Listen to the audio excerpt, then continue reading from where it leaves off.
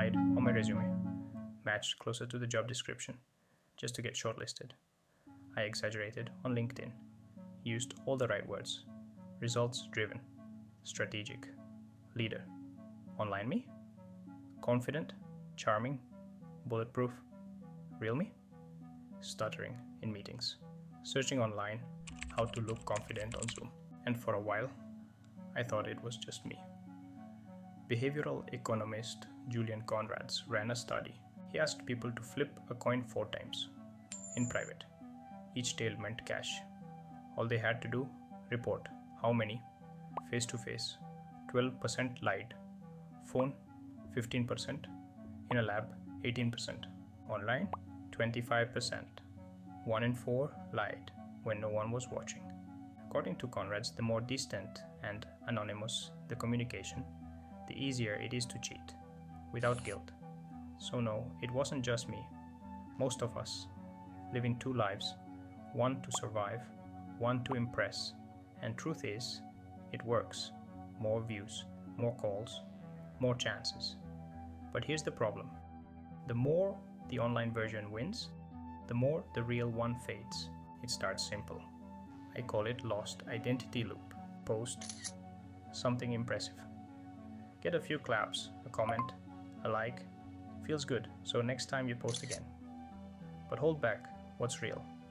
Only share what looks right, what gets attention. And it works again. But something's off. You feel it. You start drifting from truth, from self, more content, less connection. You keep performing, they keep applauding.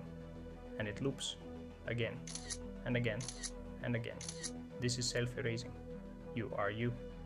I am me. Because of identity. When we lose that, we stop living for ourselves. We start living for approval.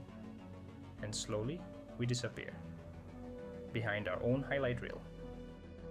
Between where do you see more unreal versions of people? LinkedIn or Instagram? Drop your answer in the comments. And here is what I started doing. Saying things I actually stand by. If I don't know it, I say so. If I am learning, I share that too. Because if I wanted to grow, really grow, it had to be as me. Unfiltered, unpolished.